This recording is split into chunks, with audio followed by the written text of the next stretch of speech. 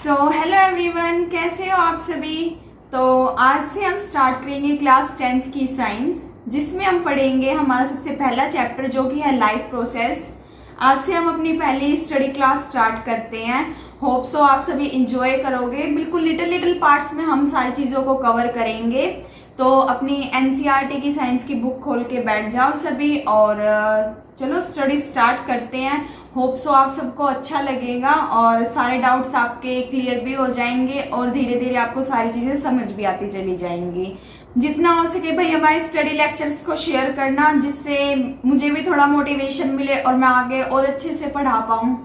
ठीक है, तो चलो करते हैं स्टार्ट। सबसे पहले अपना हम 10th क्लास का साइंस का चैप्टर नंबर 5 जो कि हमारा लाइफ प्रोसेस, उसके बारे में पढ़ेंगे। आज हम जो मेन बेसिक चीजें हैं, जैसे हमारी लाइफ में क्या चीज नेसेसरी है, किसकी वजह से हमारी पूरा जो बॉडी सिस्टम है वो वर्क करता है, क्या क्या चीजें हमारी रिक्वायरमेंट होती हैं बॉडी के लिए, तो वो सारी चीजें हैं जो हम सब कुछ पढ़ेंगे। और सारी चीजें डिटेल में है, लेकिन हम आज थोड़ा ओवरव्यू करेंगे और कल से हम अपनी मेन क्लास स्टार्ट करेंगे। ठीक है, तो भाई सबसे पहले हमें अलाइव और नॉट अलाइव के डिफरेंस का कैसे पता चलता है कि ये लिविंग बीइंग है और ये नॉन लिविंग बीइंग है।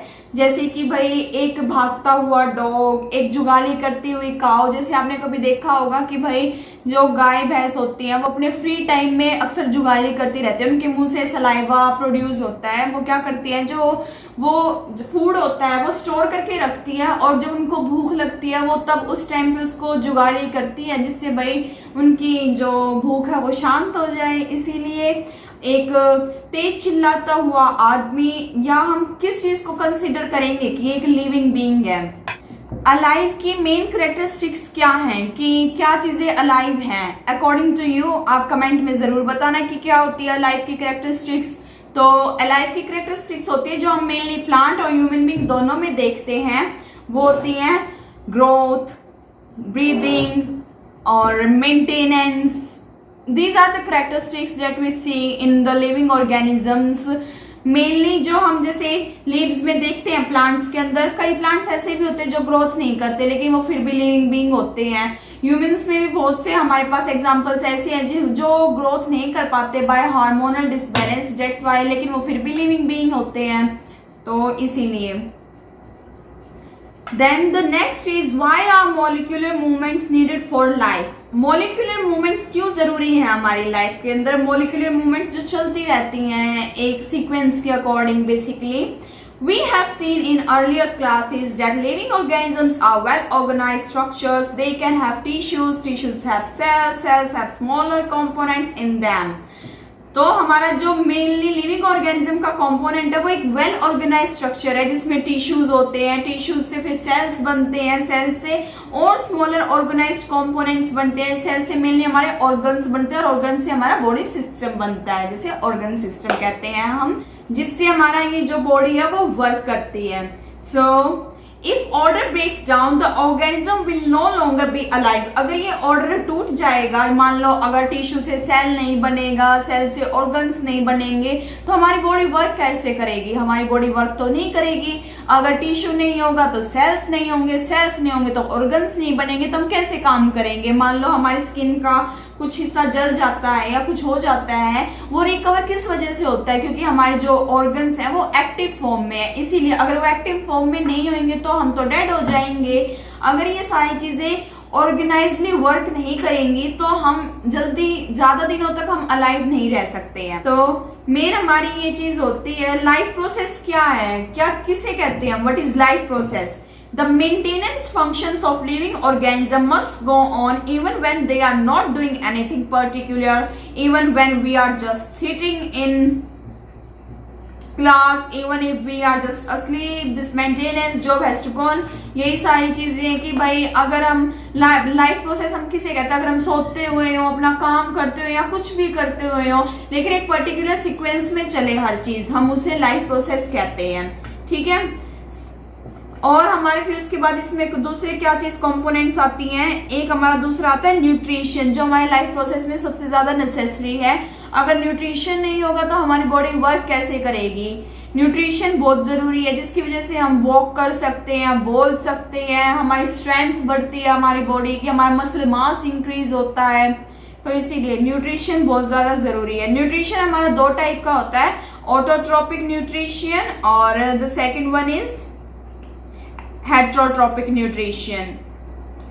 तो हेट्रोट्रोपिक में क्या होता है, जो हर एक ऑर्गेनिज्म होता है वो इन्वायरमेंट के अकॉर्डिंग अडेप्ट हो जाता है अपने आप। जो फॉर्मेशन होती है न्यूट्रिशन की वो अलग होती है और डिपेंड होती है, जो टाइप होती है अवेलेबिलिटी ऑफ फूड मटेरियल की भाई किस प्रकार का फूड है हमारे पास, उसके अकॉर्डिंग हमारी ये प्रोसेस जो है वो डिवाइड होती है।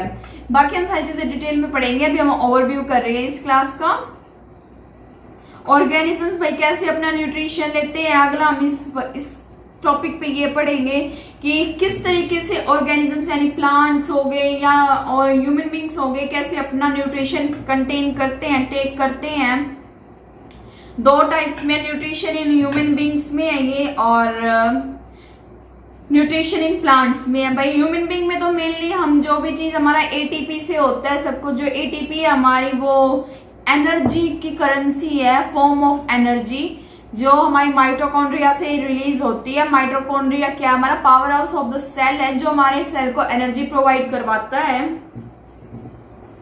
फिर उसके बाद जो हमारी बॉडी में डाइजेशन होता है वो डाइजेशन हमारा एलिमेंट्री कैनाल से स्टार्ट होता है, डाइजेस्टिव सिस्टम इसको टेक प्लेस करता है। और डाइजेस्टिव सिस्टम में हमारे बहुत से ऑर्गन्स आते हैं। सबसे पहले माउथ आएगा, माउथ के बाद फेरिंग्स आएगा, इसोफेगस आएगा, स्टमक आएगा, small intestine, large intestine and the last one is anus. So ये हमारे एलिमेंट्री कैनाल के जो ऑर्गन्स हैं वो होते हैं। फिर उसके बाद हमारा ट्रांसपोर्टेशन आता है कि भाई हमारे बॉडी में जो फूड है वो कैसे ट्रांसपोर्ट होगा, कैसे लाया जाएगा, इनटेक होगा, कैसे आउटटेक होगा उस फूड का। फिर ऑक्सीजन कैसे हमारी बॉडी में वर्क करता है, भाई ऑक्सीजन का क्या रोल है हमारी बॉडी के अंदर, कैसे हमारा हार्ट ऑक्सीजन को पंप करता है। मतलब अगर हम हमारी बॉडी जब जो हमारी बॉडी में हार्ट है जब वो ब्लड को लेता है भाई सुपीरियर वेना कावा और इंफीरियर वेना कावा से, सुपीरियर वेना कावा हमारा जो अपर पार्ट का होता है बॉडी का, वहां से हमारे ब्लड को कलेक्ट करती है और इंफीरियर वेना कावा हमारे लोअर पार्ट ऑफ बॉडी के ब्लड को कलेक्ट करती है, जिसमें से हमारा 2 टाइप्स का ब्लड होता है, डीऑक्सीजनेटेड और ऑक्सीजनेटेड ब्लड होता है। जो डीऑक्सीजनेटेड ब्लड होता है वो सबसे पहले जाता है बॉडी के अंदर, फिर उसके बाद लंग्स उसको प्योरीफाई करके ऑक्सीजनेटेड बनाते हैं। इसमें हम ये चीज पढ़ेंगे और उसके बाद थोड़ी कार्डियक साइकिल है, कार्डियक साइकिल के बारे में भी पढ़ेंगे, जैसे बीपी के बारे में। भाई बीपी का क्या रोल है हमारी बॉडी में, जो बीपी कोई फुल फॉर्म है ब्लड प्रेशर। ब्लड प्रेशर को हम किस चीज से मेजर करते हैं, उसका इंस्ट्रूमेंट क्या है, स्फाइग्मोमैनोमीटर है उसका इंस्ट्रूमेंट। हमारा नॉर्मल बीपी का रेट क्या होता है, मोस्टली जो कॉमन होता है 120/80 होता है। 120 हमारा सिस्टोलिक होता है और 80 हमारा डायस्टोलिक होता है, यानी 80 हमारा नीचे वाला बीपी होता है जैसे हम जो नॉर्मल भाषा में बोलते हैं, और 120 हमारा ऊपर का बीपी होता है। अब कभी तुम डॉक्टर के पास जाओ उनको ये कहो कि हमारा नीचे का बीपी कितना है जी, हमारा ऊपर का बीपी कितना है जी, ऐसे नहीं होता। तो तुम्हें डॉक्टर भी समझे भाई हाँ बच्चा पढ़ा लिखा है, इसको नॉलेज है, तो हमेशा ये कंसीडर करो कि भाई हमारा सिस्टोलिक और डायस्टोलिक बीपी क्या है, ठीक है। फिर उसके बाद हम इसमें ये पढ़ेंगे कि भाई ब्लड के टाइप्स जैसे क्या क्या चीज है जो इन्वॉल्व होती है, लिम्फ है, यहाँ तक हमारा मतलब हार्ट तक हमारा सिर्फ ह्यूमन का चलेगा कि भाई उसमें कैसे लाइफ प्रोसेस चलती है। फिर उसके बाद आ जाता है हमारा प्लांट्स का, भाई ट्रांसपोर्टेशन कैसे होती है प्लांट्स में, वाटर की और न्यूट्रिएंट्स की, फूड की, अदर सब्सटेंसेस की। फिर मेन आता है हमारा एक्सक्रीशन। भाई अगर अब हमने ट्रांसपोर्ट कर लिया, इनटेक कर लिया अब हमने हमारी बॉडी में, लेकिन उसको एक्सक्रीट भी तो करना है, निकालना भी तो है। अगर हम इनटेक करते रहेंगे तो हमारी बॉडी इतनी तो है नहीं भाई कैपेसिटी की, हम ऐसे हैं और हमारी बॉडी सारी चीज को इनटेक कर लेगी। अगर चाहे कोई कितना ही मोटा आदमी हो भाई एक्सक्रीट करना जरूरी होता है। अगर हम एक्सक्रीट नहीं करेंगे तो हमारी बॉडी के अंदर वेस्ट कलेक्ट होता चला जाएगा और जो फिर वो अच्छा नहीं है, हमें बहुत सी डिजीजेस हो सकती हैं जिस कारण। तो एक्सक्रीशन भी बहुत ज्यादा जरूरी है। एक्सक्रीशन हमारा मेन होता है एलिमेंट्री कैनाल की जो हमारा लास्ट है एनस से हमारा एक्सक्रीशन होता है जो बॉडी वेस्ट होता है। बाय यूरिन भी होता है क्योंकि जो हमारे यूरिया, यूरिक जो और भी बहुत सारी चीजें वो सारी एक्सक्रीट हो जाती हैं।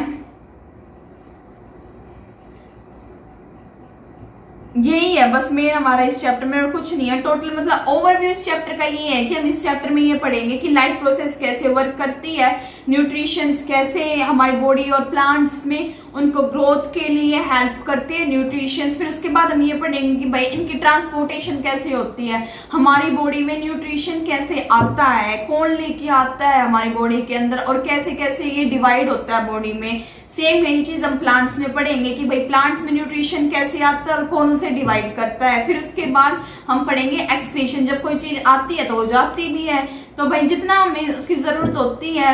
मान लो अब हमने 1 गिलास पानी लिया है, 1 गिलास पानी में अगर उसको 2 घूंट पानी की हमें जरूरत होगी तो हम 2 घूंट पी के जो हमारा बाकी अदर वाटर है हम उसे वेस्ट ही तो कंसीडर करेंगे और उसे हम थ्रो आउट कर देंगे। सो इसीलिए जो हमारा मेन फूड है हम उसे कंटेन करके टेक करके हमारी बॉडी, और जो एक्स्ट्रा फाइबर्स होते हैं फिर उसे हम एक्सक्रीट कर देते हैं, तो हम उसके बारे में भी पढ़ेंगे। The overview of this chapter is that how our body works, so what is the mechanism that we consider, so this is the overview.